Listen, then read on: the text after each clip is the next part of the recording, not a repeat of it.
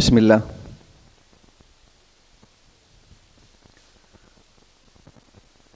Assalamualaikum warahmatullahi wabarakatuh. Alhamdulillah. Alhamdulillahilladzi hadana lihada wa ma kunna linahtadiya laula an hadana Allah. Asyhadu an la ilaha illallah wahdahu la syarika lah. Wa asyhadu anna Muhammadan abduhu wa rasuluh sallallahu alaihi wa alihi wa sahbihi wa sallama tasliman katsira.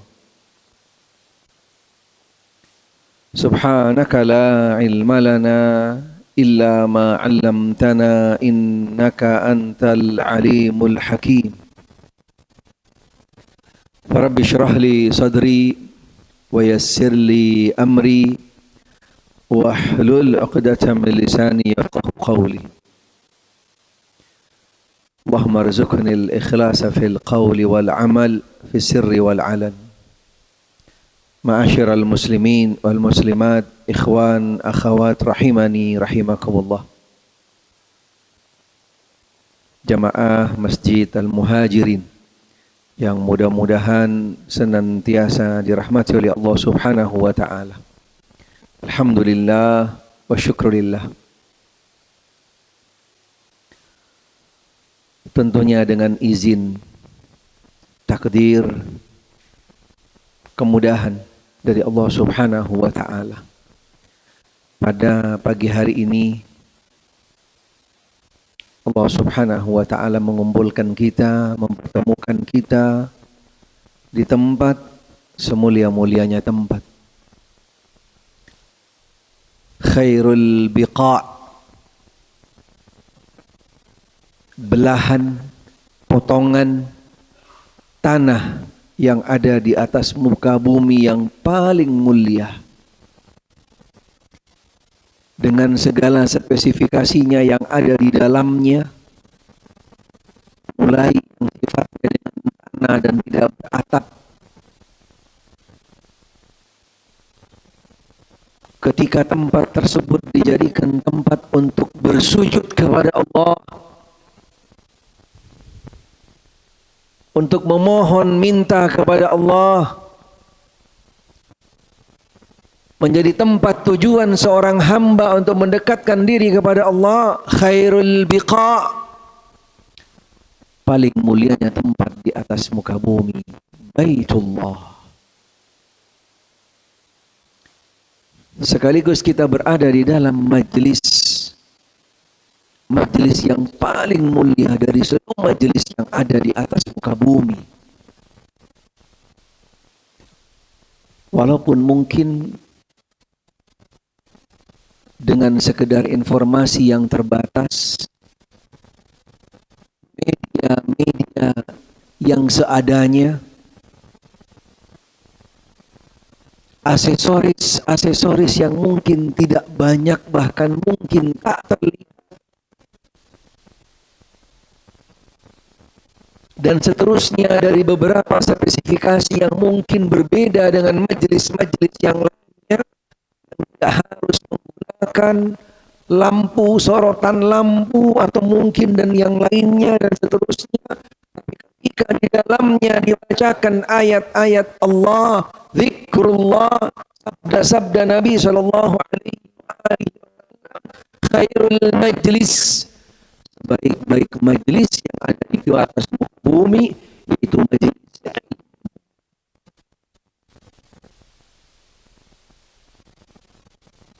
Bahkan Nabi sallallahu alaihi wasallam mengkategorikan majlis ilmu adalah di antara dua taman surga yang ada di atas muka bumi.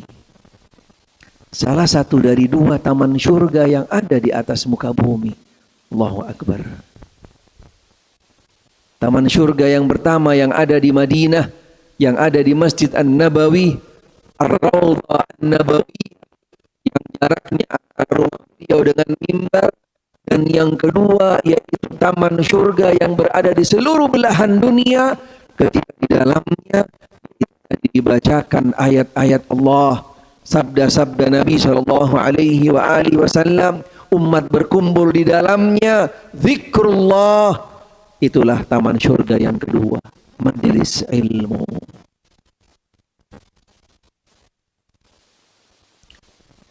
Tapi masih banyak dari saudara-saudara kita kadang-kadang nggak ngeh, nggak sadar. Kalau kita itu berada di majelis ilmu itu di taman surga, di taman surga, subhanallah.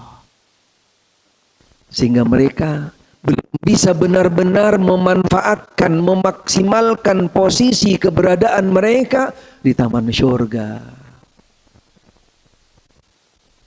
Walaupun ada juga di sisi lain yang mereka mengambil manfaat. Biasanya di taman itu tenang, segar, udaranya mendukung, sehingga mereka ngambil manfaat untuk bisa mengantarkan mereka ke alam lain alias tidur. Ada kan? Dari saking tenangnya, nyamannya, itu kan, rindangnya dan seterusnya. Sehingga ketika di majelis ilmu, dan itu juga menjadi salah satu arahan dari para salafus saleh yang terdahulu, kalau hadir majelis ilmu, mohon maaf jangan cari senderan. Jangan cari senderan. Khawatir kalau senderan dukungannya semakin kuat untuk pindah ke alam lain. Ya Allah. Karena tidak mungkin seseorang yang berada di majelis ilmu, tidak mungkin hatinya tidak tenang, tidak damai, sekitarnya akan penuh dengan karunia rahmat dari Allah Subhanahu wa taala, karena dinaungin rahmat oleh Allah. Bahkan di celah-celah kiri kanan depan belakang kita dihadiri malaikat-malaikat Allah. Tapi mata kita belum dibuka pembatasnya. Kemampuan mata kita diberikan batasan masih di dunia. Nanti ketika sudah kita mendekati sakaratul maut, ketika akan pindah ke alam barzakh, ketika di alam barzakh, dan nanti ketika di akhirat, kekuatan mata kita sudah berbeda ketika kita di dunia. Kalau di sini udah dibuka, khawatir ada yang takut lihat malaikat nanti. Tapi yakin bahwa sekitar kita di majelis ilmu, Nabi Shallallahu Alaihi Wasallam bersabda dalam hadis yang sahih, Innal malaikata la tadau ajnihataha li talibil ilmi ridwan bima yasna'. Nabi Shallallahu Alaihi Wasallam bersabda, sesungguhnya para malaikat-malaikat Allah yang melihat dan yang memantau, yang tahu di mana majelis ilmu sedang hidup, sedang makmur, dia meletakkan sayapnya dan ikut gabung bersama para penuntut ilmu dalam majelis ilmu.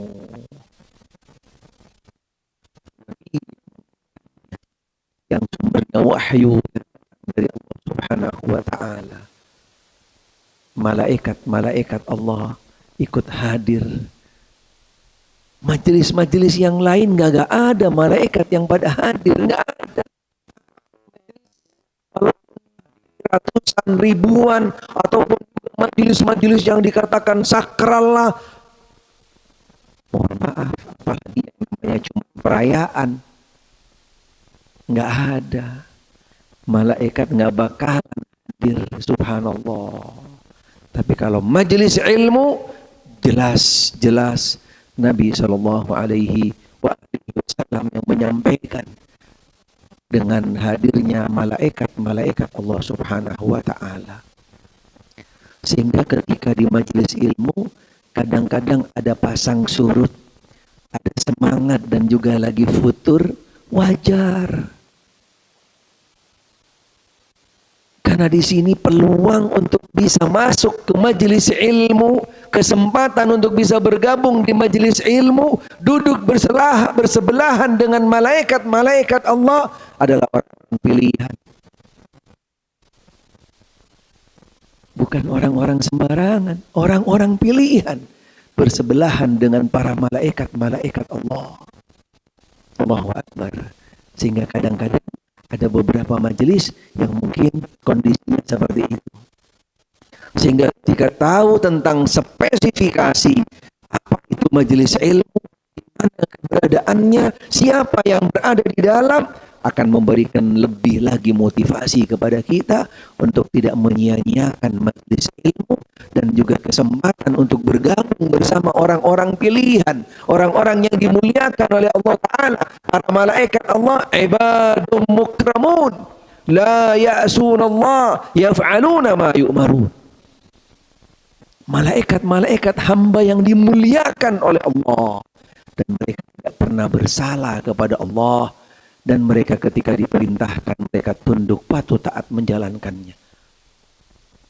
Akankah orang-orang yang dimuliakan oleh Allah Ta'ala akan gabung dengan orang-orang yang biasa-biasa saja? Tidak mungkin. Pasti para malaikat tahu orang-orang yang ada di dalamnya juga orang-orang mulia, sehingga beliau, para malaikat Allah, bergabung bersama mereka di dalamnya. Mudah-mudahan Allah Subhanahu wa Ta'ala jadikan kita dari hamba-hamba yang dimuliakan oleh Allah Subhanahu wa Ta'ala di dunia, dan juga nanti di akhirat kita bisa benar-benar menjadi hamba yang mendapatkan ridha dan rahmat dari Allah Subhanahu wa Ta'ala. Amin, Allahumma amin. Ma'asyiral muslimin wal muslimat, ikhwan akhwat rahimani rahimakumullah. Adakah majelis selain menjadi taman syurga, dihadiri orang-orang mulia di dalamnya, dan juga sekaligus menjadi pintu gerbang? Majelis yang menjadi pintu gerbang. Pintu gerbang kemana? Pintu gerbang ke dalam syurga Allah Subhanahu wa Ta'ala. Karena Nabi di dalam hadis sahih, man salaka tariqan yaltamisu fihi ilman sahalallahu lahu tariqan ilal jannah. Majelis ilmu, orang-orang yang melangkah, yang keluar dari tempatnya menuju ke majelis ilmu, Allah Subhanahu wa Ta'ala bukakan jalannya, Allah Ta'ala berikan jalur baginya, dimudahkan, dilapangkan jalannya untuk menuju ke dalam surga Allah Subhanahu wa Ta'ala. Mudah-mudahan Allah Subhanahu wa Ta'ala menjadikan kita yang nantinya kita berkumpul di majelis ilmu di taman surga di dunia bersama hamba-hamba yang dimuliakan oleh Allah Subhanahu wa Ta'ala, dan sekaligus nantinya kita juga dikumpulkan di taman surga Allah Subhanahu wa Ta'ala yang hakiki, yang sebenarnya, insyaallah. Amin, Allahumma amin. Ma'asyiral muslimin wal muslimat, ikhwan akhwat rahimani rahimakumullah. Alhamdulillah masih ingat sebagian wajah-wajahnya, masih ada dalam memori kami. Alhamdulillah. Alhamdulillah. Walaupun mungkin di Al-Muhajirin kami lebih dari 2 tahun belum ngisi, Pak, ya. Lebih kali, Masya Allah. Tapi di tempat lain atau mungkin di media, alhamdulillah masih ada. Masih ada. Tapi terus terang kami sekarang sudah mulai sedikit merevisi. Sedikit merevisi, dan juga bisa mencari yang lebih efektif di dalam yang sifatnya adalah belajar dan juga mengajar. Karena zaman yang sudah cukup kompleks global dengan segala macam tantangannya, media yang penuh dengan segala macam konsekuensinya, produktivitasnya, dan juga kontraproduktifnya di dalamnya, kita selaku orang-orang yang berjalan, yaitu di jalan dakwah, orang-orang yang berjalan yaitu di manhajus salaf, manhajun nabawi, kita pun juga harus selektif.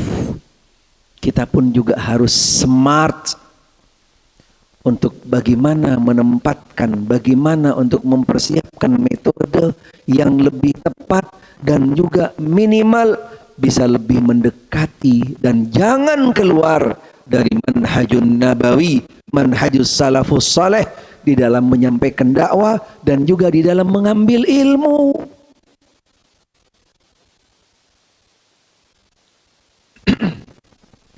Kita selaku talibul ilm, orang-orang yang belajar, kita kita juga harus pandai, gak cukup baik, harus smart.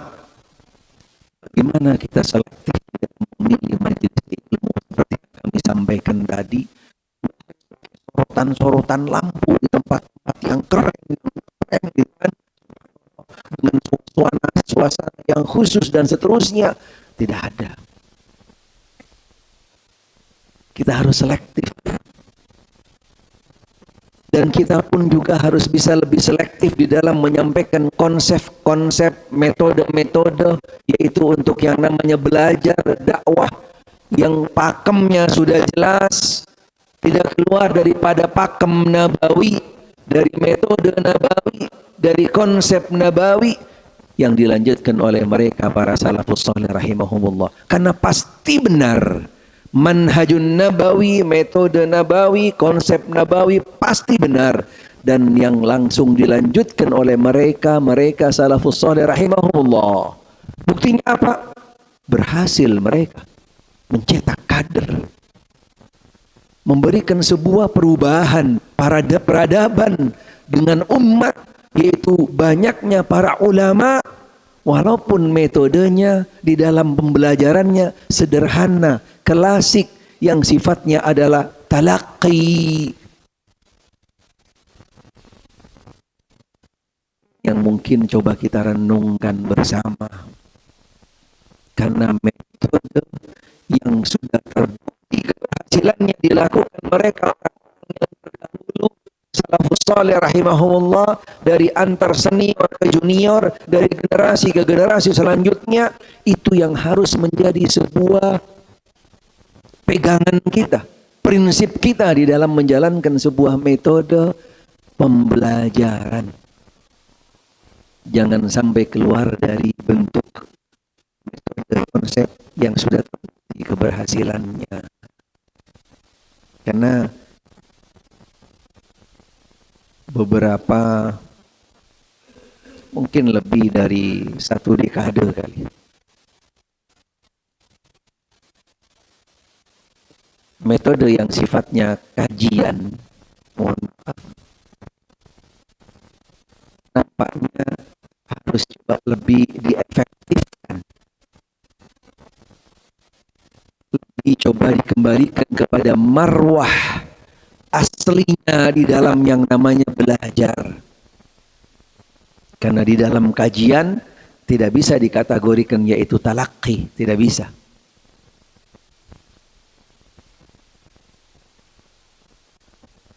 Karena kajian sifatnya adalah yaitu dengan bahasa yang yaitu dengan disebarkan, disampaikan. Tapi kalau ya sifatnya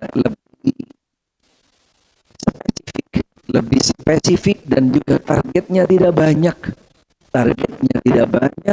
Sehingga di dalam penyampaian pun dan juga kadar yang disampaikannya terukur, sehingga yang sampai itu akan bisa lebih efektif diterima. Karena kajian, mohon maaf, beberapa yang kami coba renungkan selama perjalanan kami di dalam mengajar, lebih banyak menguapnya daripada nempelnya. Benar nggak? Ini fakta, ini realita. Sehingga untuk bagaimana mengantisipasi perjalanan waktu yang sudah semakin terus berubah, tantangan yang semakin dahsyat, tetapi dia dalam mempersiapkan kader belum maksimal. Sehingga tidak ada jalan, kita harus untuk bisa melangkah metode yang lebih komprehensif lagi. Untuk tadi nantinya, yaitu mencetak umat Muhammad sallallahu alaihi wasallam yang benar-benar mendekati dalam menerima ajaran tadi. Sehingga salah satu yang memang sekarang kami sedang melangkah, kami lebih banyak intensif sekarang di dalam mulazamah. Kami bukan mulazamah yang sifatnya intensif dari mulai kelas takhasus sampai kelas yang sifatnya tadi mulazamah. Jadi mungkin ada kadang 10 orang, cuma maksimal 12 orang, tapi benar-benar di sana dari setiap pertemuan kita bisa bahas itu, dan juga dari beberapa pertemuan kita bisa menyelesaikan target muqarrar, kurikulum, silabus tertentu dari materi-materi yang ada. Itu yang mungkin kami sekarang lebih intensifkan, yaitu dengan sistem mulazamah talaqi secara langsung antara seorang guru dengan beberapa muridnya, sebagaimana yang juga dilakukan dulu oleh para ulama salafus saleh rahimahumullah yang terdahulu. Salah satu yang mungkin kami lebih condong sekarang untuk bisa lebih diintensifkan, walaupun kajian di dalam kategori yang memang sudah berjalan, mungkin tinggal bagaimana sistemnya nanti bisa lebih komprehensifkan. Salah satunya di dalam setiap kajian hendaknya bisa kembali kepada kitab tertentu, jangan kepada sekedar tema-tema yang sifatnya kadang-kadang tidak bisa berlanjut, karena yang hadir butuh sesuatu yang utuh. Pertemuan sekarang temanya ini, pertemuan berikutnya temanya lain, gitu kan. Hendaknya bisa lebih. Itu salah satu mungkin yang perlu nanti dijadikan khusus di dalam kitab materi tertentu yang sifatnya adalah yaitu dia berurutan, berseri, berlanjut dari bab ke bab dan seterusnya. Mudah-mudahan dari metode kajian ini masih bisa tetap efektif selama tadi mungkin di dalam mempersiapkan silabus kurikulumnya bisa lebih tertata lagi, bisa lebih rapi lagi dari hal-hal yang sebelumnya yang hanya sekedar dengan tema-tema yang keren lah, tema-tema inilah, itulah dan seterusnya. Mudah-mudahan itu nanti bisa menjadi bahan renungan buat kita semuanya, insya Allah. Termasuk alhamdulillah insya Allah salah satu yang juga mudah-mudahan nanti bisa kita berlanjut materi yang akan kita nanti coba jalankan, yaitu materi yang berkaitan dengan akidah atau tauhid. Akidah atau tauhid.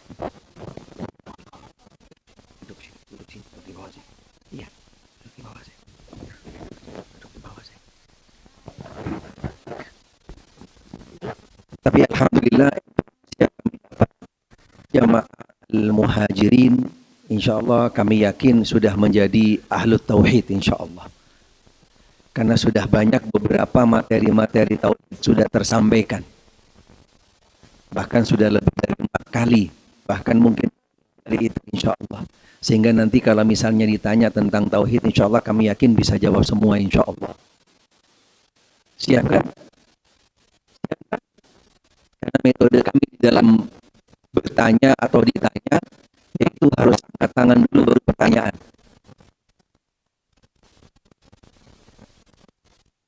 Angkat tangan dulu baru pertanyaan. Insya Allah ini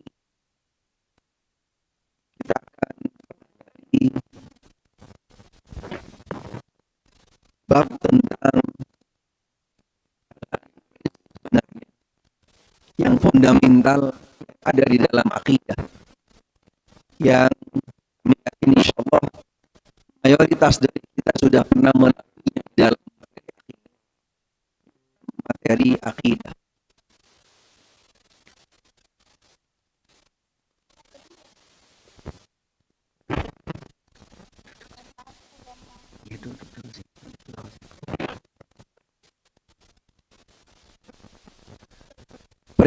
Prinsip akidah ahlus sunnah wal jamaah. Prinsip akidah ahlus sunnah wal jamaah. Kalau di dalam bahasa akidah namanya usul. Usul pastinya berbeda dengan furu'. Kalau usul yaitu yang menjadi pondasi yang menjadi landasan utama di dalam hal yang berkaitan dengan akidah. Ahli sunnah wal jamaah berjalan di atas prinsip-prinsip yang jelas dan kokoh, baik dalam i'tiqad, amal maupun perilakunya. Seluruh prinsip yang agung ini bersumber tidak keluar kecuali dari wahyu yang datang dari Allah Subhanahu wa taala.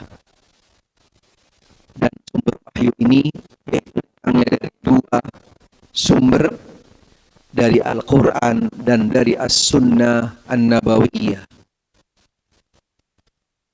Dan dipegang teguh oleh para pendahulu umat, Al-Quran dan As-Sunnah, bagaimanapun komprehensifnya, utuhnya, validnya, akuratnya, dan seterusnya, tidak mungkin akan sampai kepada kita dengan tepat tanpa orang-orang yang memang sudah mendapat pemahaman yang lurus dan tepat dari sumber utamanya yang mendapatkan wahyu dari Allah Subhanahu wa taala.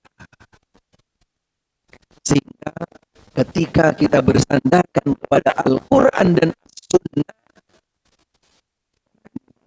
yang bersandar kepada Al-Quran dan As-Sunnah, hampir semua beberapa pemahaman mereka meyakini dan mereka benar-benar yaitu pede mengatakan bahwasanya Al-Quran dan As-Sunnah. Tetapi yang paling tepat dan paling bahwasanya tidak hanya sekedar bersandar, tapi bagaimana Anda memahami yang datang dari Al-Quran dan As-Sunnah. Pemahaman dari Al-Quran dan As-Sunnah tidak mungkin yaitu kecuali orang-orang yang memang langsung mendapatkan pemahaman persepsi tersebut yang pertama kali mendapatkan wahyu dari Allah Subhanahu wa taala. Otomatis adalah cetakan yang langsung mendapatkan Sallallahu Alaihi Wasallam. Karena kalau kita selaku manusia, selaku umat, dan siapapun yang datang setelah mereka, tidak sanggup, akal kita tidak akan mampu, karena akal kita jauh dengan apa yang ada dari mereka, serta khususnya di dalam menangkap pemahaman tersebut, berbeda dengan apa yang mereka sudah terima. Sehingga di sini terletak prinsip yang berbeda, titik tolak awal dari semua pemahaman yang disamakan, yaitu kembali kepada Al-Quran dan As-Sunnah. Perbedaannya di poin yaitu bahwasanya bukan sekedar Al-Quran dan As-Sunnah, tetapi dari mana pemahamannya yang mereka ambil. Ketika pemahamannya yaitu generasi yang memang dipersiapkan, dicetak melanjutkan dan membawa risalah ini, insya Allah pemahaman itulah yang mendekati kembali kepada pemahaman yang murni, yang asli, yang dibawa oleh Rasulullah Sallallahu Alaihi Wasallam.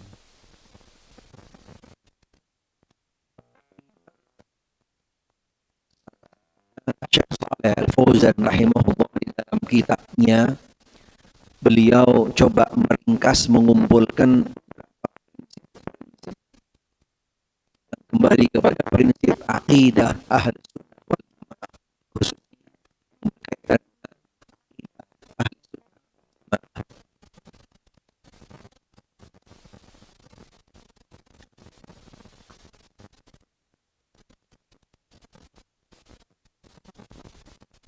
Prinsip yang pertama, karena dengan kita awal tentang prinsip-prinsip akidah, prinsip-prinsip akidah ahli sunnah wal jamaah, sebelum kita jauh membahas yang lain, insya Allah paling tidak akan memberikan gambaran kepada kita, akan memberikan gambaran dan juga membuka wawasan kita, bahkan sekaligus akan menjadi protek serta imun dan kanker. Jangan lupa, bisa menjadi yaitu protek, imut dan kantor buat kita Ahlus Sunnah wal Jamaah yang kembali kepada pemahaman as-sahabah radhiyallahu taala anhum dari beberapa hal-hal mirip tendensius dari mereka, bahwasanya akidah ahli sunnah yaitu keluar daripada pemahaman yang tepat dan yang benar, bahkan sampai dibumbuin beberapa catatan-catatan yang keluar dari sunnah.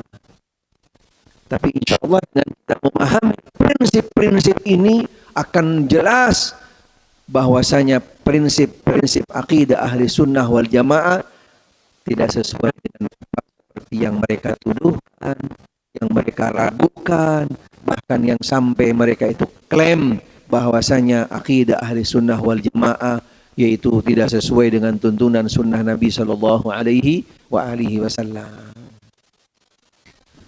Yang pertama, prinsip yang pertama beriman yaitu kepada rukun iman. Yang pertama beriman kepada rukun iman. Rukun iman ada 5 apa 6? Masya Allah. Nggak diragukan memang. Alhamdulillah. Jamaah Muhajirin, Masya Allah, luar biasa. Alhamdulillah. Siapa yang bisa menyebutkan berurutan? Yang bisa menyebutkan berurutan tanpa salah dari rukun iman ini? Coba, ayo angkat tangan. Nggak perlu browsing, nggak perlu lihat kiri kanan, langsung angkat tangan. Siap? Ayo coba. Berurutan, jangan salah. Coba, foto Pak. Ya. Ya, Jamil, Sahih,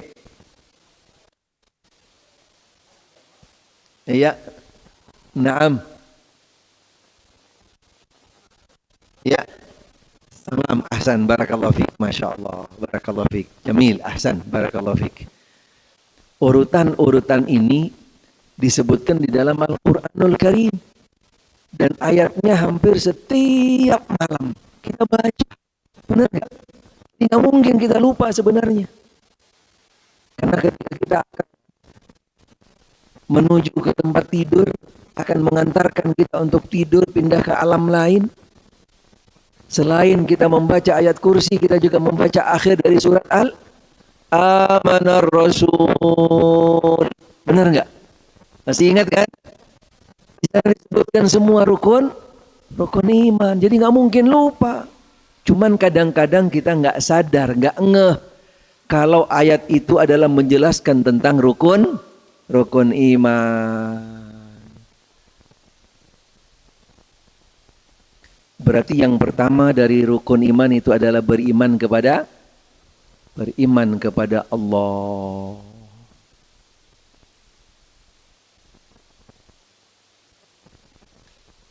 Siapa yang siap angkat tangan? Baru nih pertanyaannya dapat hadiah voucher gratis umroh ketemu di Madinah.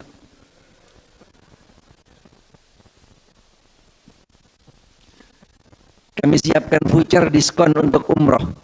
Siapa yang siap angkat tangan? Angkat tangan dulu baru pertanyaan. Karena hadiahnya voucher nih gitu kan. Harus di-challenge dulu nih, siap nggak? Siapa yang siap angkat tangan? Pertanyaan yang pertama tentang rukun iman. Apa iya gak ada yang angkat tangan nih, subhanallah. Hah? Karena ntar kalau pertanyaan disampaikan duluan, seringnya yang ada di majelis ilmu itu jawabannya yang pertama rame-rame, yang kedua suaranya nggak ketahuan wujudnya. Seringnya seperti itu jawabannya. Benar kan? Mana tuh wujudnya, suaranya doang kedengaran. Kami akan coba lebih selektif lagi. Angkat tangan dulu jadi biar kelihatan. Nah, yang jawab udah ketahuan tuh. Baru nanti pertanyaannya. Siapa yang siap jawab?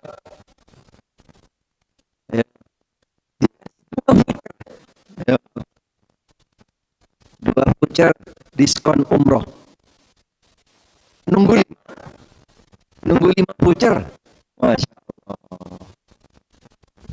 Siapa yang saya jawab? Lihat materi-materi yang sudah disampaikan, insya Allah sudah mendapatkan materi atau pertanyaan yang nanti akan kami sampaikan. Karena sudah 4 kali. Lebih bahkan Pak Nas ya. Lebih dari 4 kali Pak Nas ya. Alhamdulillah. Ayo siapa yang siap jawab? Ya Pak? Kalau salah, ya paling hadir kajian lagi aja Pak. Pertanyaan ini sebenarnya sering ditanyakan, tapi jangan browsing, karena insya Allah ini juga menjadi bahan renungan buat kami dan juga buat jamaah semua. Karena seperti yang kami sampaikan tadi, materi-materi di dalam kajian,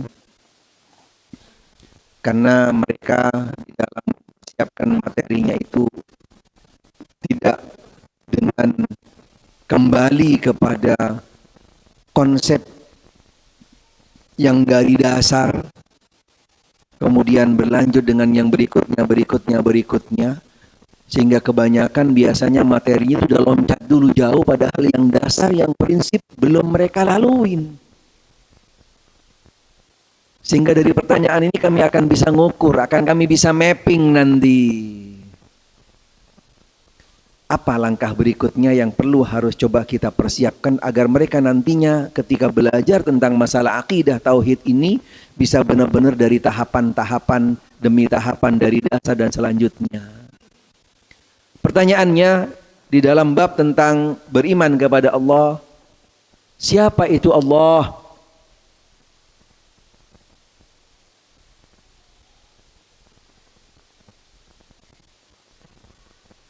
Siapa yang bisa jawab?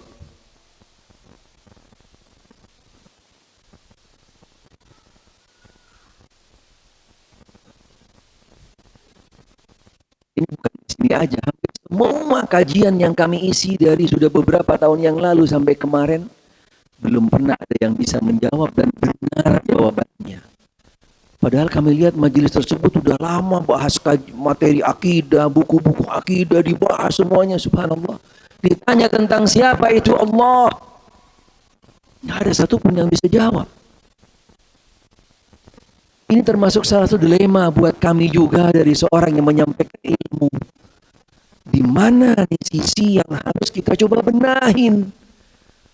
Padahal ini prinsip. Bagaimana kita akan bisa benar-benar all out maksimal di dalam beribadah, sedang yang kita sujud kita tidak kenal. Ini pertanyaan yang sangat mendasar. Padahal kita membahas masalah akidah sudah jauh.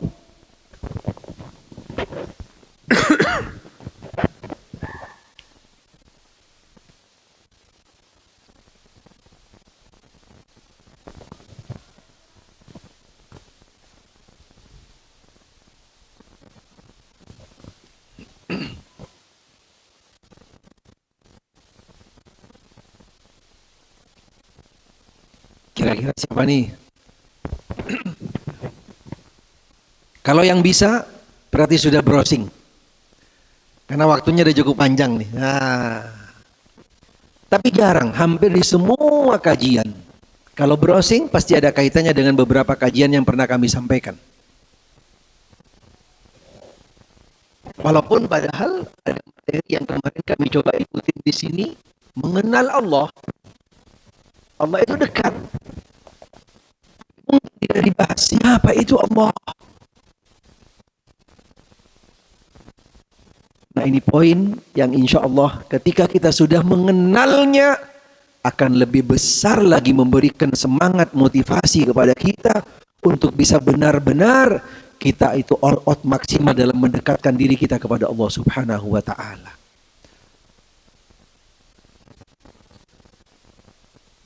Jawabannya pengen tahu nggak? Di dalam Al-Quranul Karim banyak beberapa ayat-ayat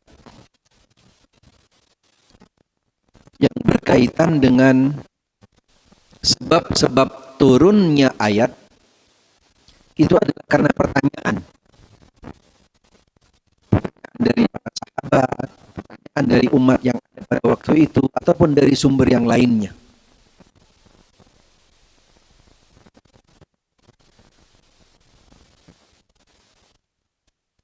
Ayat ini, atau jawaban ini, yaitu berkaitan dengan salah satu surat yang Allah Subhanahu wa Ta'ala turunkan sebagai bentuk penjelasan, tidak semata karena pertanyaan. Karena ini dipastikan dibutuhkan oleh setiap hamba Allah. Dan Allah Subhanahu tentang dirinya, tentang sifat yang ada kembali kepada Allah Subhanahu wa Ta'ala di dalam surat utuh. Surat yang kita sudah hafal, kita pun juga baca. Qul huwallahu ahad, Allahu samad, lam yalid wa lam yulad wa lam yakun lahu. Dari surat ini, dari ayat-ayat tersebut, kita akan mengenal Allah Subhanahu wa Ta'ala. Akan mengenal Subhanahu wa Ta'ala, namanya, sifat-sifatnya, dan juga rahmatnya Allah, seterusnya Allah Subhanahu wa Ta'ala. Siapa itu Allah? Dilahirkan atau tidak? Ada keturunan atau tidak? Asal usulnya dan seterusnya. Subhanallah. Sudah berapa puluh tahun kita membaca ayat ini, benar nggak? Pernahkah kita mentadabburi, merenungkan tentang surat ayat-ayat tersebut? Bahwasanya ayat-ayat yang ada di dalamnya adalah menyampaikan, menjelaskan kepada kita tentang Allah. Yang mungkin belum sampai untuk bisa mengeksplor dari kandungan ayat-ayat tersebut. Padahal ayat tersebut adalah sangat, pastinya kita tidak mungkin untuk bisa seutuhnya all out beribadah kepada Allah, mendekatkan diri kepada Allah, memohon minta kepada Allah sebelum kita mengenal siapa itu Allah.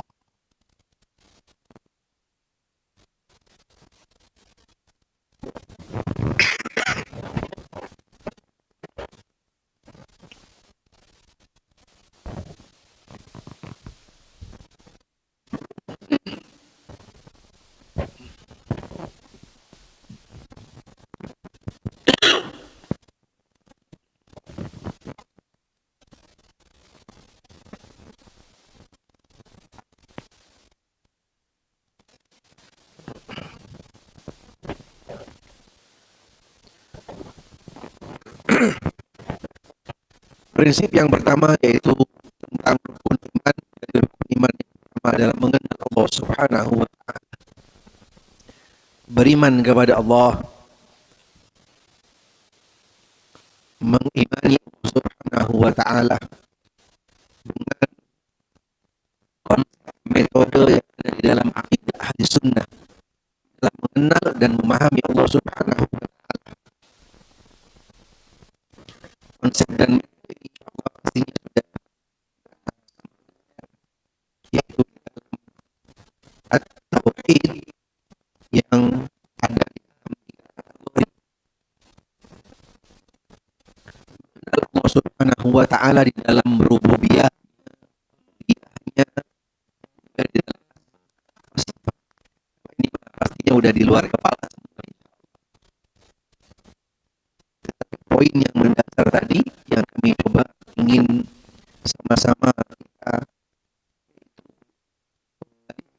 fondasi utamanya kenali Allah Subhanahu wa Ta'ala dengan tiga jalur dan juga asma wa sifat. Karena setiap tiga macam tadi itu tidak bisa dipisahkan satu dengan yang lainnya, dia punya korelasi.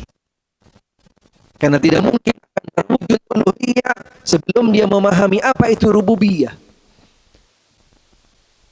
Diawali dari rububiyah, kemudian yang nantinya akan mengantarkan seorang hamba untuk dia bisa tunduk patuh tak hanya kepada Allah, karena dia meyakini bahwasanya yang menciptakan, yang mengadakan dan juga seterusnya adalah Allah Subhanahu wa taala, sehingga baginya tidak ada yang lain untuk bisa yaitu menunjukkan ketundukan, ketaatan dalam beribadatan.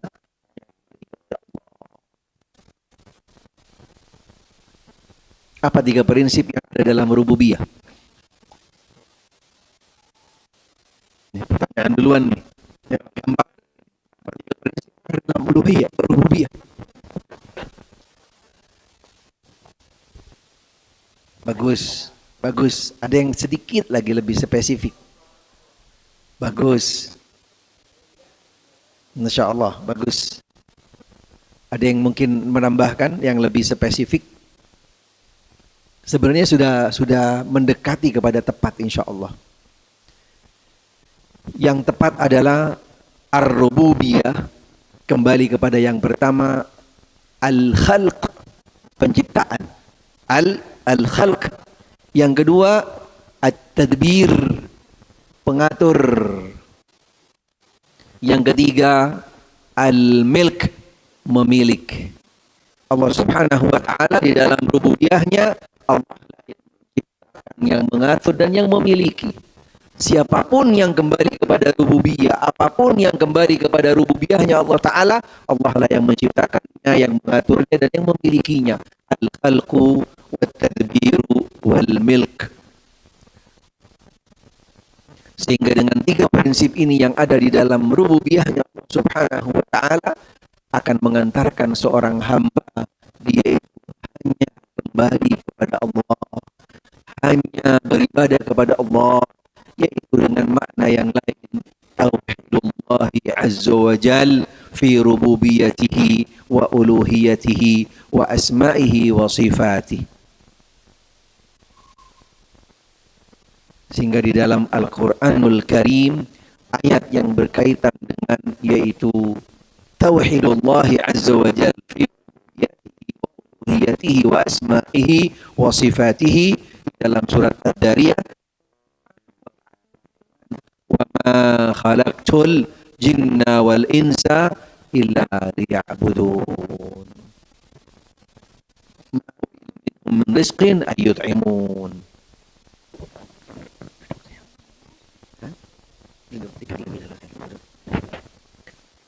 Yang kedua,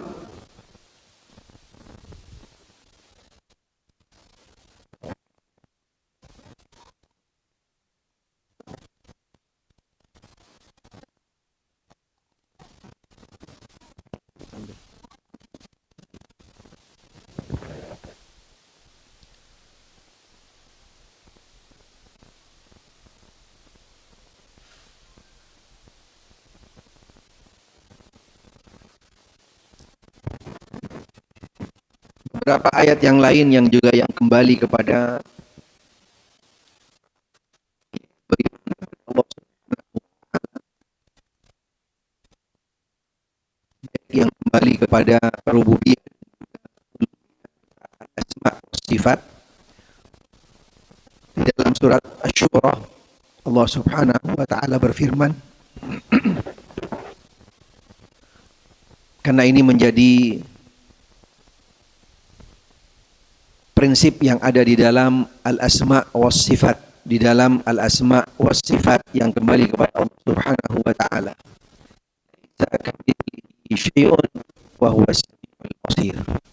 Prinsip-prinsip ini sebenarnya disampaikannya dengan secara global, karena nanti di dalam bab yang tersendiri pastinya akan digali lebih jauh, akan dijelaskan lebih jauh, mendalam, dan juga pastinya akan juga di sana yaitu disampaikan beberapa dasar-dasar dari Al-Quran dan As-Sunnah yang berkaitan dengan prinsip yang pertama tadi, yaitu beriman kepada Allah Subhanahu wa taala.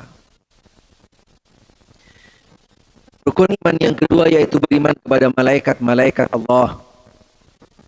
Beriman kepada malaikat-malaikat Allah Subhanahu wa taala. Dari setiap rukun iman, baik pertama, yang kedua, dan selanjutnya, sebelum kita nanti membahas lebih jauh yang pertama yaitu kita mengenal dari setiap rukun itu dulu. Allah, kita mengenal malaikatnya. Siapa malaikat Allah?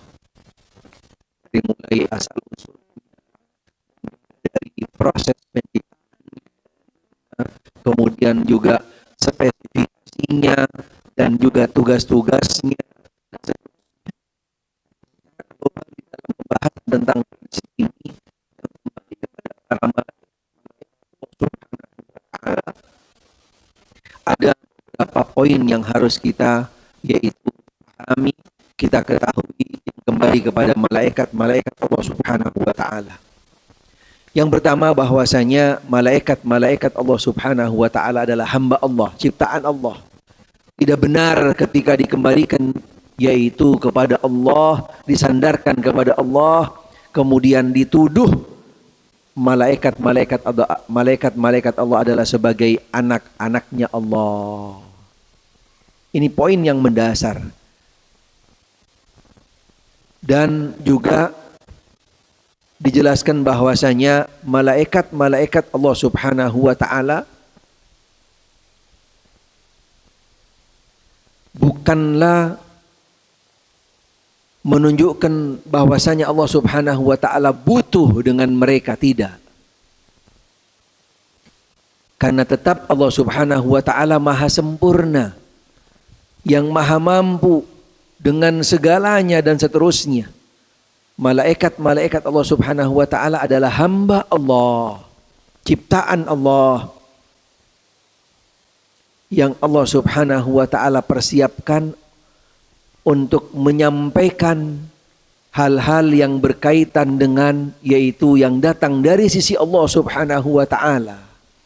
Bukan semata yaitu karena Allah butuh dengan malaikat-malaikatnya, karena Allah Subhanahu wa taala ghaniyun 'anil 'alamin. Karena Allah Subhanahu wa taala maha kaya, maha mampu, maha segalanya dan seterusnya, dan tidak butuh dengan apapun yang ada dari seluruh alam. Baik itu yang namanya alam malaikat, alam manusia, alam dunia, alam dan seterusnya. Ghaniyun 'anil 'alamin. Karena Allah Subhanahu wa taala maha mampu dengan segalanya.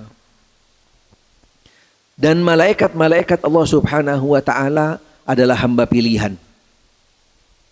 Yang pertama tadi adalah yaitu tentang proses penciptaannya dan seterusnya, nanti akan dijelaskan khusus dalam bab malaikat. Kemudian malaikat adalah bukan anak-anaknya Allah, dan Allah pun juga tidak butuh dengan yaitu malaikat-malaikat Allah pada dasarnya. Kemudian malaikat-malaikat Allah adalah hamba-hamba yang mulia, dan malaikat-malaikat Allah Subhanahu wa taala adalah hamba yang Allah taala ciptakan di dalam fisik, bentuk penciptaannya berbeda dengan makhluk-makhluk yang lainnya. Yang pertama yaitu dari jumlahnya. Tidak ada yang tahu tentang jumlah malaikat-malaikat Allah kecuali Allah Subhanahu wa taala. Karena jumlah malaikat-malaikat Allah setiap waktu selalu bertambah dan tidak pernah berkurang. Dan penambahannya tidak ada yang tahu kecuali Allah Subhanahu wa taala. Dengan jumlah yang jauh lebih besar dari hamba-hamba makhluk-makhluk yang lain yang Allah taala ciptakan. Bagaimana tidak? Jumlahnya lebih besar. Ada salah satu tempat di langit yang keenam kira-kira, di mana di sana tempatnya Nabi siapa? Bersandar. Nabi Ibrahim alaihissalam bersandar di tempat tersebut yang namanya adalah musallanya para malaikat-malaikat Allah. Apa namanya musallanya? Baitul Ma'mur. Subhanallah. Di tempat tersebut, di setiap waktu masuk di tempat tersebut 70.000 malaikat beribadah kepada Allah. Bayangkan, di setiap waktu, dari mulai sejak pertama kali diciptakan sampai nanti hari kiamat, terus akan berlanjut. Dari 70.000 itu akan keluar dan masuk lagi 70.000 yang berikutnya.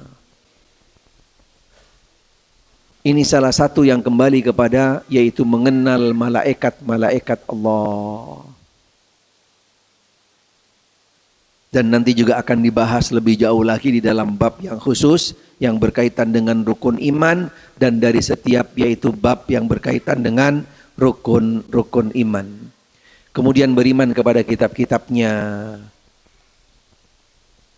Beriman secara global dengan seluruh kitab yang Allah Ta'ala turunkan dan juga termasuk suhuf. Tapi beriman secara seutuhnya, secara spesifik, secara mendetail, mendalam, yaitu kepada kitabullah Al-Quranul Karim. Karena beriman kepada Al-Quranul Karim adalah menjadi pondasi bagi setiap muslim untuk mengenal Al-Qurannya. Mengenal Al-Qurannya dari semua sisi aspek yang berkaitan dengan Al-Quranul Karim. Dari mulai huruf yang pertama yang ada dalam Al-Quran sampai huruf yang terakhir. Dari mulai surat yang pertama sampai surat yang terakhir. Dari bagaimana proses turunnya, kepada siapa, bagaimana, di mana, dan juga apa jenis dari ayat-ayat yang ada di dalamnya, surat-surat yang ada di dalamnya, bagaimana kodifikasi proses turunnya Al-Quran dari masa ke masa, dan sejak kapan Al-Quran itu sudah mulai diturunkan, di zaman apa, dan selanjutnya menjadi sebuah konsekuensi bagi setiap muslim Ahlus Sunnah wal Jamaah mengenal dengan Al-Quranul Karim seutuhnya, berbeda dengan kitab-kitab yang lainnya hanya dengan secara global. Sudahkah kita mengenal kitab kita? Sudahkah kita mengenal Al-Quranul Karim? Berapa jumlah hurufnya, ayatnya, suratnya, di mana diturunkan, bagaimana penyusunannya, dan seterusnya. Sudahkah kita mengenalnya, memahaminya? Ini termasuk dari salah satu yang berkaitan di dalam rukun iman. Jadi pembahasan rukun iman saja dipastikan setahun nggak kelar. Jadi kalau kita mau bahas masalah akidah atau tauhid, belum apa-apa sudah bahas yang lebih jauh. Kadang-kadang yang prinsip kita tinggalkan. Ini salah satu bahan renungan buat kita semua di dalam tadi efisiensi untuk mempersiapkan materi silabus yang berkaitan dengan kajian, berbeda dengan tadi yaitu metode, sistem, konsep mulazamah. Kalau mulazamah kita langsung buka kitab, kita baca satu persatu, baris per baris, bab per bab, dan seterusnya. Kemudian yang berikutnya beriman yaitu kepada para rasul. Sudahkah kita mengenal para nabi dan juga para rasul? Contoh kecil misalnya. Sudahkah kita paham apa perbedaan nabi dan rasul? Karena sampai hari ini perbedaan ini, definisi ini masih banyak sekali perbedaan atau definisi yang sifatnya masih klasik kayak zaman dulu. Definisinya kayak seperti definisi yang dulu. Kalau nabi dapat wahyu untuk dirinya, kalau rasul dapat wahyu buat umatnya. Benar nggak? Iya kan? Itu dari mana definisinya itu? Nggak tahu, sumbernya nggak jelas. Subhanallah. Kok bisa nabi dapat wahyu buat diri sendiri? Ya Allah. Emang bisa dapat wahyu untuk diri sendiri? Padahal sumbernya jelas dari Allah, dan seorang nabi punya kewajiban. Kalau memang benar definisinya, seharusnya menyampaikan buat umat, baik itu nabi dan juga seorang rasul. Definisi-definisi ini juga termasuk dari yaitu poin-poin yang harus kita nanti pelajari di dalam bab yang berkaitan dengan para nabi dan rasul. Selain kita mendengar atau kita mengenal tentang jumlah para nabi, berapa kira-kira yang pernah kita dengar jumlahnya nabi? Berapa?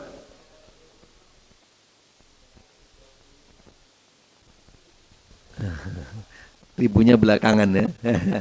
Bagus, nah bagus, Masya Allah. Benar, naam.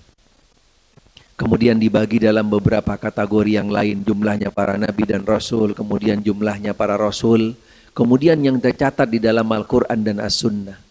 Seperti contoh tadi malaikat. Para malaikat-malaikat Allah, tidak semuanya malaikat-malaikat yang selama ini yang kita kenal itu benar. Contohnya misalnya, ada nggak yang namanya malaikat Israel? Hah? Nggak ada Israel. Tidak ada yang namanya malaikat Israel. Tapi kan sampai hari ini masih banyak yang hafal kan? Bahkan anak-anak TK juga masih sedang menghafalkannya, benar kan? Dari mana tuh nama tuh? Subhanallah. Yang nggak ada namanya dikasih nama, yang ada nggak dihafal. Padahal ada beberapa malaikat yang disebutkan di dalam Al-Quran, tapi malah nggak dihafal. Ini salah satu contoh ketika tadi mungkin konsep kita kembali kepada konsep. Ketika di dalam mempelajari agama ini dengan satu persatu, tahap demi tahap, bab demi bab, tingkatan demi tingkatan dan seterusnya. Seperti yang juga dulu dilalui oleh para salafus saleh rahimahullah ketika mereka belajar dari generasi yang sebelumnya. Dan Nabi SAW juga langsung mendapatkan tarbiyah, pendidikan dari Allah Subhanahu wa Ta'ala untuk menerima risalah agama ini juga dengan bertahap satu demi satu. Tidak sekaligus. Karena proses turunnya Al-Quran juga adalah membuktikan bagaimana proses agama ini yang di sana kita bisa ambil dalam bentuk pembelajaran bahwasanya dengan bertahap. Tidak sekaligus, walaupun proses turunnya Al-Quran di dalam dua tahapan. Yang pertama sekaligus dari Lauhil Mahfud ke Baitul Izzah, itu dalam sekaligus bentuk utuh Al-Quranul Karim. Tapi dari Baitul Izzah fi sama'id dunya, proses turunnya kepada Nabi SAW, di sanalah bentuk metode pembelajaran yang bisa kita adopsi. Bagaimana Al-Quran turun kepada Nabi SAW sekaligus buat umatnya dengan bertahap, bahkan melihat situasi kondisi yang ada dan juga kebutuhan yang ada pada waktu itu. Itu metode, itu konsep yang langsung datang dari Allah Subhanahu wa Ta'ala bagaimana menyampaikan kepada umat. Bertahap, disesuaikan dengan kebutuhan umat, dan juga melihat situasi kondisi, sedang apa, lagi di mana, kepada siapa diturunkan, dan seterusnya. Begitu juga ketika kita belajar, yang mengambil dari sumber utamanya adalah wahyu, kita pun juga mengikuti langkah-langkah tahapan, bagaimana Al-Quran wahyu itu juga turun. Beriman kepada para nabi dan rasul, ada sama seperti malaikat tadi, ada yang sifatnya secara global, yaitu para nabi dan rasul selain Nabi kita Muhammad sallallahu alaihi wasallam. Tapi yang berkaitan dengan Nabi kita Muhammad sallallahu alaihi wasallam, kita berimannya secara seutuhnya. Termasuk juga pertanyaan yang kedua. Setelah yang pertanyaan yang pertama tadi, siapa itu Allah? Yang kedua, siapa itu Muhammad? Sudahkah kita mengenal Muhammad? Sudahkah kita mengenal Muhammad sallallahu alaihi wasallam? Siapa namanya, orang tuanya, kakeknya, kapan dilahirkan, di mana, siapa yang ngasuh, bersama siapa dalam umur sekian sampai sekian, kemudian yang berikutnya dan selanjutnya, kemudian beliau bersama siapa? Subhanallah. Sudahkah kita mengenal beliau sallallahu alaihi wasallam? Karena ini menjadi konsekuensi ketika ikrarul syahadatain yang kita ucapkan, asyhadu an la ilaha illallah. Yang pertama, sebelum kita mengaplikasikan la ilaha illallah, diawali dengan mengenal Allah. Kemudian yang kedua, asyhadu anna Muhammadar Rasulullah. Kita menyatakan, sebelum kita berikrar menyatakan kita mengikuti sunnah beliau, kenali dulu siapa itu Muhammad sallallahu alaihi wasallam. Siapa yang tahu namanya Nabi Muhammad? Pertanyaan duluan nih, udah gampang udah. Karena tadi kalau pakai angkat tangan duluan kayaknya nggak ada lagi nanti nih angkat tangan gitu kan. Ini ada pertanyaan duluan nih. Siapa namanya Nabi Muhammad sallallahu alaihi wasallam? Naam? Ahmad bin Abdullah. Bagus. Siapa yang kenal dengan beliau? Subhanallah. Masuk akal enggak sih? Kita yang selama ini ngaku ahlus sunnah, salafi. Ya salam. Allah aja kita nggak kenal. Muhammad sallallahu alaihi wasallam namanya aja belum kenal. La haula wala quwata illa billah. Nama-nama beliau jelas disebutkan di dalam hadis sahih. Itu konsekuensi dari syahadatain. Bagaimana kita belajar syahadatain? Baru mengucapkan, baru mengaplikasikan, tapi kita tidak bisa benar-benar seutuhnya memahaminya. Itulah bentuk konsep kita di dalam beragama. Sehingga ini yang perlu coba kita sama-sama renungkan.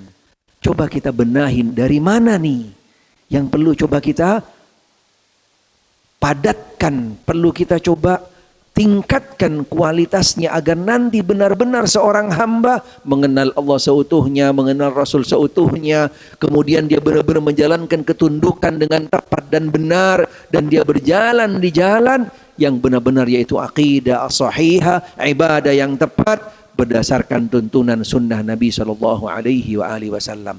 Ini konsep kita. Ini metode yang harus kita jalankan. Apalagi mereka yang kadang-kadang cuma ngaku cinta Nabi, mohon maaf. Gak bakalan juga kenal Allah dan juga kenal Muhammad. Nama-namanya juga gak bakalan mereka kenal. Yakin, hakul yakin. Kita saja yang insya Allah lebih dekat dengan sunnah, walaupun masih banyak yang juga belum kenal dengan namanya Nabi Muhammad sallallahu alaihi wasallam. Di dalam hadis yang sahih riwayat Imam Al-Bukhari, Nabi sallallahu alaihi wasallam bersabda, "Innali khamsatasman." Aku punya 5 nama. Aku punya 5. Pernah dengar enggak namanya Toha? Yasin. Benar enggak? Namanya Nabi Muhammad kan? Itu semuanya enggak benar. Enggak ada. Nabi enggak pernah pakai namanya Yasin. Ya Allah, Toha enggak ada. Enggak tahu tuh produk dari mana tuh. Asal usulnya dari mana gitu kan? Enggak pernah. Beliau belum pernah memberikan nama kepada dirinya, dan dalam Al-Quran apapun sunnah dan juga para sahabat tidak pernah memanggil beliau Toha wala Yasin. Tapi nama beliau jelas disebutkan dalam hadis Sahih Bukhari dan juga hadis Muslim. Ada yang mengatakan 5 atau sedikit lebih. Yang pertama, siapa yang tahu? Muhammad wa Ahmad. Kalau ini sudah umum. Nama beliau yang mungkin tidak semua dari kita pernah tahu, Al-Mahi. Pernah dengar enggak? Nama beliau Al-Mahi. Nama Nabi Muhammad sallallahu alaihi wasallam. Yang kedua, Al-Hashir. Al-Hashir. Ini nama beliau sallallahu alaihi wasallam. Belum pernah diangkat di semua majlis, termasuk majlis-majlis yang katanya cinta Nabi. Baru namanya yang nggak perlu dibahas, nggak pernah dibahas, nggak pernah dikenal. Padahal kita punya yang namanya peribahasa, nggak kenal maka tak. Jadi kalau cinta dulu tanpa perkenalan, pasti cintanya adalah cinta bohongan, cinta palsu. Karena tidak mungkin seseorang akan bisa yaitu tumbuh kecintaan yang sebenarnya, yang seutuhnya tanpa mengenalnya. Coba tanya yang pada nikah. Ayo, kenal namanya dulu enggak? Benar kan? Kenal namanya dulu kan? Udah nggak perlu kenal nama, nggak perlu dah. Ada nggak yang begitu kira-kira? Nggak bakalan. Termasuk juga kepada Nabi Shallallahu Alaihi Wasallam. Kita awali kenal namanya dulu beliau. Dan yang ketiga atau yang kelima, Al-Aqib. Apa itu Al-Mahi? Allah Ta'ala berikan nama kepada beliau Al-Mahi, yamhul kufur, di atas muka bumi. Allah Ta'ala utus beliau dengan nama tersebut karena dari namanya punya tugas untuk menghapus kekafiran yang ada di atas muka bumi. Yang kedua namanya Al-Hashir. Allah Subhanahu wa Ta'ala berikan kemuliaan, keagungan hanya kepada beliau dari seluruh para nabi dan rasul, karena nanti seluruh hamba-hamba Allah Ta'ala akan dikumpulkan di bawah kaki beliau. Duduk dulu ya.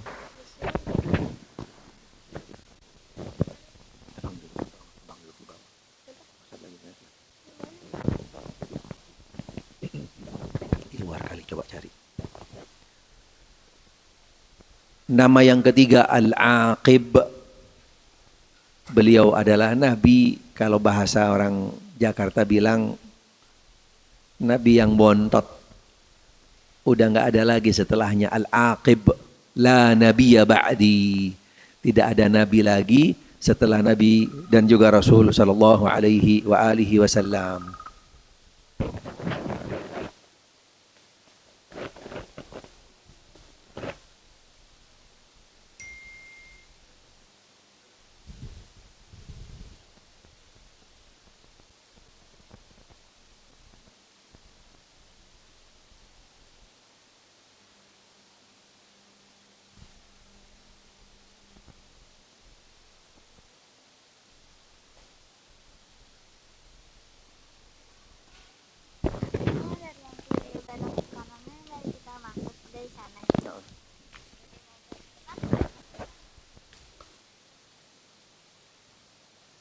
Nama-nama Nabi Muhammad sallallahu alaihi wa alihi wasallam juga disebutkan di dalam, yaitu bab yang berkaitan dengan konsekuensi syahadat ar-Rasul. Karena syahadat ar-Rasul yang pertama dan yang utama setelah mengenal beliau sallallahu alaihi wa alihi wasallam,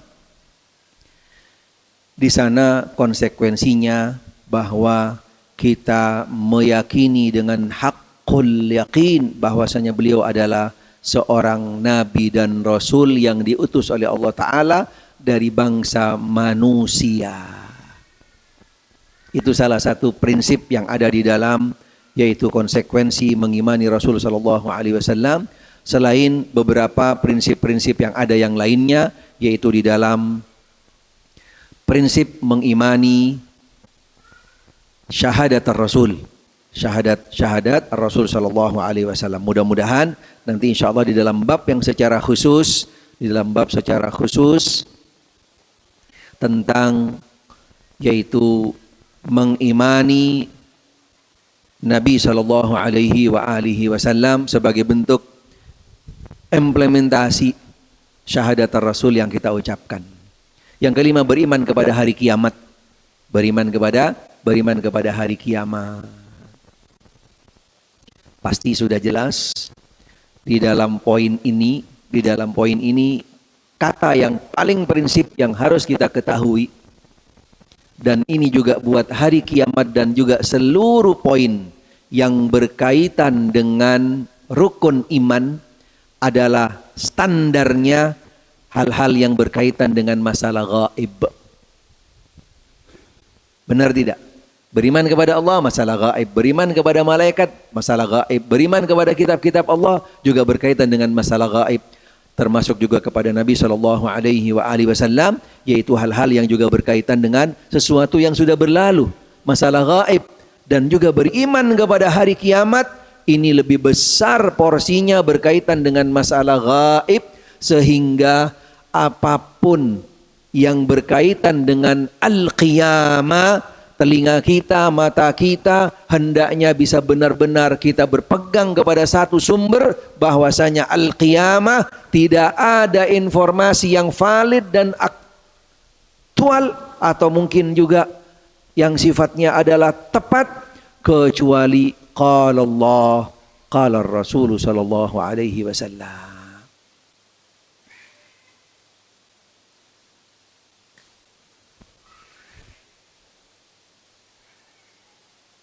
Karena informasi yang berkaitan dengan qiyamah itu banyak beberapa narasumber terlalu berani.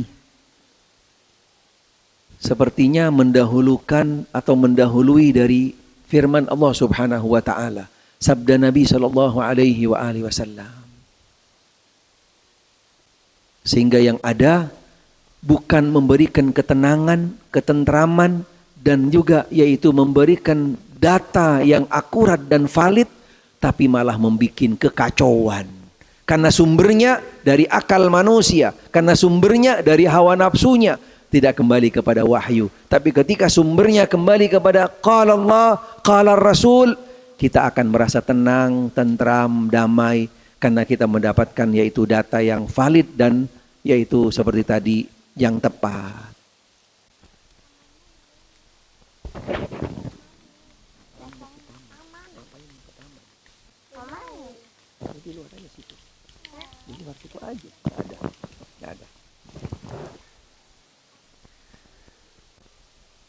Hal-hal yang berkaitan dengan al-qiyamah, dasar utamanya yaitu kembali kepada sumber yang datang dari Al-Quran dan As-Sunnah. Tetapi agama Islam adalah agama yang bijaksana untuk memberikan sebuah gambaran awal kepada umat bagaimana tentang al-qiyamah. Nabi Shallallahu Alaihi Wasallam adalah sebagai penjelas utama tentang sumber yang utama yang dari wahyu tadi, yaitu Nabi menjelaskannya melalui tanda-tandanya, bukan yaitu tentang kapan akan terjadinya. Karena hal-hal yang berkaitan dengan kapan akan terjadinya kiamat bukanlah domainnya Nabi Shallallahu Alaihi Wasallam dan domain siapapun, karena itu absolut mutlak, hanya sumbernya kembali kepada Allah Subhanahu wa taala. Sebagaimana beliau pernah ditanya oleh Jibril alaihissalam di dalam hadis yang sahih, ketika Jibril datang menemui beliau dengan wujud manusia, "Ya Muhammad, akhbirni anis sa'ah." Ya Muhammad, beritahu kepada aku kapan itu hari kiamat? Apa jawaban Nabi sallallahu alaihi wasallam? "Mal mas'ulu anha bi'a'lama minas sa'il." Kamu dan saya sama-sama tidak tahu kapan itu hari kiamat yang sebenarnya akan terjadi, kecuali zat yang maha tahu, yaitu Allah Subhanahu wa ta'ala. Jadi aneh banget, sangat memprihatinkan kalau ada beberapa sumber-sumber, bahkan narasumber ataupun dari mana asal usulnya, yang memberikan spesifikasi 50 tahun lagi, 40 tahun lagi, atau nanti setelah COVID akan terjadi yang namanya kiamat. Kiamat udah deket dikit lagi, subhanallah, segeralah kita mengungsi ke tempat yang aman, cari. Subhanallah, sebenarnya hal-hal yang seperti ini kira-kira yang lebih fatal salahnya siapa? Yang mau ikut? Ya kan? Yang mau ikut, diajak pindah ngungsi mau gitu kan. Dijelasin tentang ini, mau deket lagi kiamat, dengerin gitu. Ya Allah, yang fatal ini sebenarnya yang dengerin, yang mau ngikutin. Apa sebabnya? Karena belum sampai ilmu kepada mereka, sehingga orang-orang yang tidak punya ilmu, orang-orang yang tidak cukup bekal, apalagi tentang urusan yang namanya agama, dipastikan dia akan tersesat. Dia akan gelap gulita. Karena ilmu bagi seseorang bagian lentera yang akan bisa menerangi dia, membimbing dia, mengantarkan dia, menuntun dia ke jalan yang terang benderang. Tapi kalau orang-orang yang gak punya ilmu, subhanallah, akan tersesat jalannya. Baik, itu mungkin pertemuan yang pertama yang bisa kami sampaikan pada hari ini. Kalau ada yang ingin bertanya silahkan, ada waktu mungkin beberapa menit. Karena pastinya materinya nggak akan selesai dalam satu pertemuan prinsip-prinsip ini. Mau bikin daurah 3 hari juga nggak bakal kelar, gitu kan? Kecuali mungkin di sini Al-Muhajirin dibikin pesantren, baru tuh bisa kelar tuh. Insya Allah. Baik, silahkan. Ada yang mau ditanyakan silahkan. Fadhal.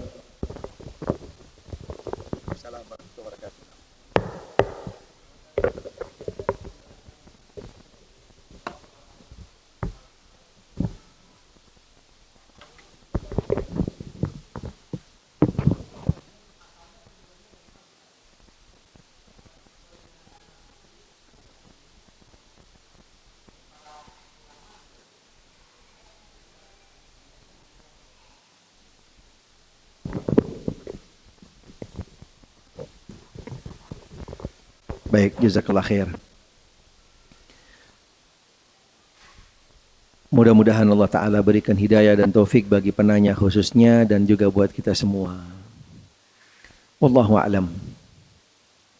Ada salah satu tulisan di antaranya juga pernah dijelaskan oleh Syekh Abdul Razak. Syekh Abdul Razak Al-Badr. Beliau pernah menjelaskan secara luas tentang